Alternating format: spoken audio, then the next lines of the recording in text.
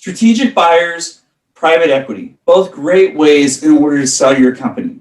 But have you ever thought about selling your company to the people who got you there, the employees? My name is Eric ROARK, CEO of ROARK, and I'm here to talk to you about ESOPs as an alternative to a traditional M&A transaction.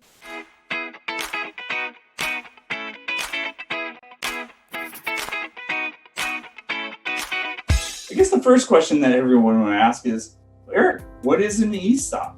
First of all, ESOP stands for Employee Stock Ownership Plan. It's the most common structure for employee ownership in the US. And over 6,500 companies are already ESOPs. That's according to the National Center for Employee Ownership. So how does an ESOP work? Well, it's a type of retirement plan that holds the company's stock in a trust for the benefit of the employees. It can be 100% of the company's stock or a portion. So as an owner, you don't have to sell everything. Employees earn shares basically over time as they put in service, and the shares are bought back from the employees whenever they leave the company or retire. ESOPs are created in a business sale where the owner is selling his or her shares to the trust of a company on terms that can be beneficial for the owner as well as the employee. What are the benefits of the ESOP for the business owner compared to a typical M&A transaction? First and foremost, there's a lot of good, hardworking people that helped you get the business to where it's at. It gives an opportunity to be able to pass along the ability for ownership to those employees and reward them for the hard work, effort, tears, struggles, and everything that they did to help grow the business. And there's nothing like business ownership as a motivator for employees. Owning my own business, I'm going to be working harder than everybody else. And people have told me, hey, no one's going to work as hard as you. Guess what? In an ESOP, everyone owns the company. And so everybody's going to work hard to be able to make it successful. One of the huge advantages and one of the strong considerations of an ESOP is there's some significant tax advantages. Now, all the tax advantages and how to take care of them are a little bit beyond the scope of what we're doing here today. But it's great for another video, or talk to your tax accountant. You're going to want someone who actually specializes in ESOPs. It's a very specialized transaction.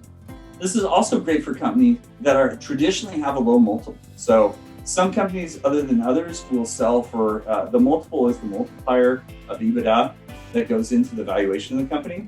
So some companies and industries have higher multiples than others traditionally.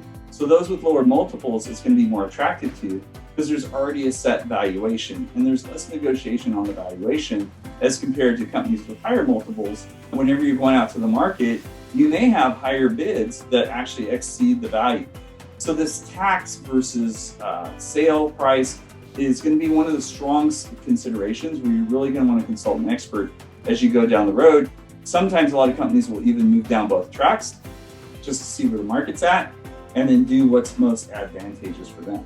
So on the flip side of advantages for the ESOP, what are some of the disadvantages for the business owner? First, it may be limited by the amount that the company can finance. So if you look at an ESOP transaction where the company or the trust is buying out the owner, there's usually a debt component that's involved in being able to do that. That becomes a very highly leveraged transaction. So companies with a lower cash flow or maybe highly leveraged already, they're going to have a more difficult time coming up with the cash in order to, or coming up with the borrowing in order to buy out the traditional owner. The other one is that it's a gradual transition. So if you're going out, most likely as an owner, you're going to be personally guaranteeing the note until it gets to a certain point, maybe refinance. You're still going to have to be in the business. You're going to have to make sure that the management team in place is still fulfilling what you've learned as an entrepreneur and being able to make sure that the cash flow is there and everything transitions so that you can get your money out of the business. So it's not something in a typical M&A transaction you sell and then they're going to want to put you on a contract if you've been for a few years.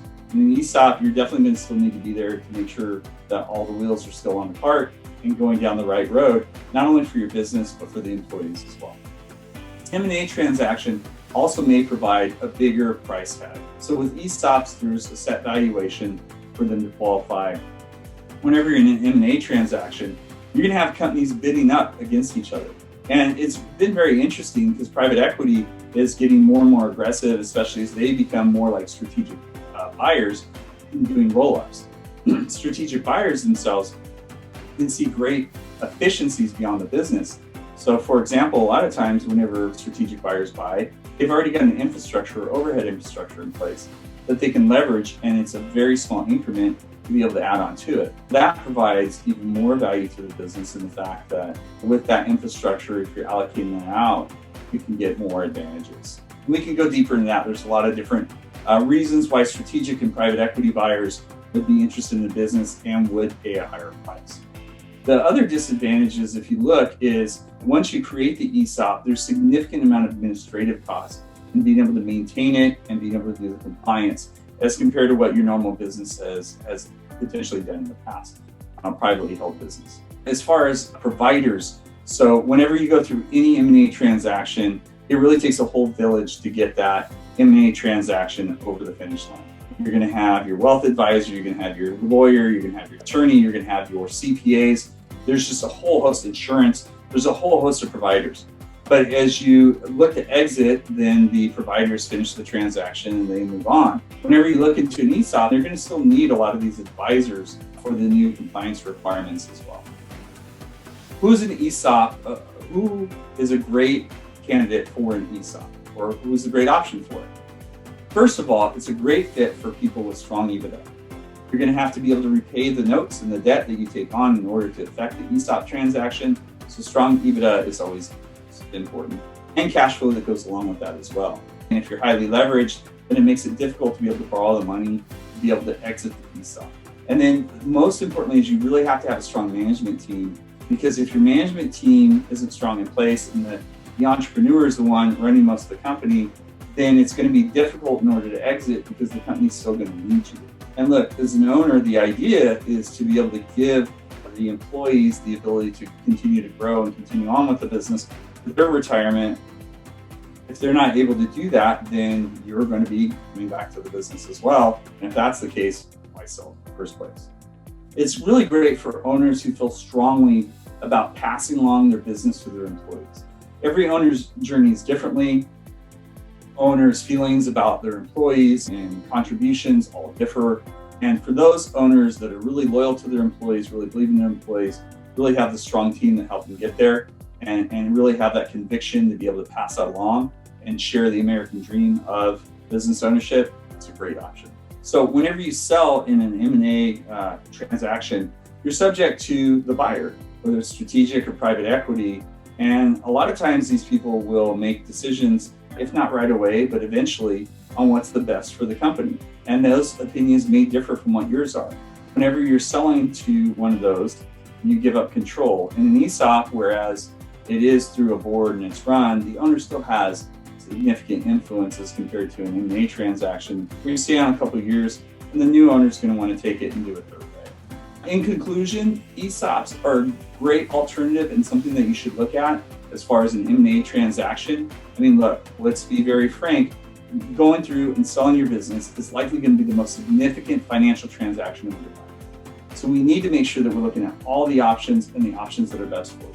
And you may want to consider going along the dual path as well to see what the valuations are in the market between the strategic, between the private equity, between an ESOP, weigh those against the taxes and the gains. This is where a great expert is very helpful. At ROARK, we love helping business owners. We'd love to talk to you about some of the pluses or minuses of strategic or other M&A transactions as well as ESOP.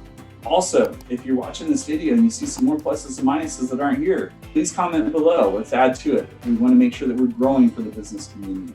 So if you're in the process of considering the sale of your company and want to discuss ESOPs and M&As, please schedule a consultation today. Thank you very much.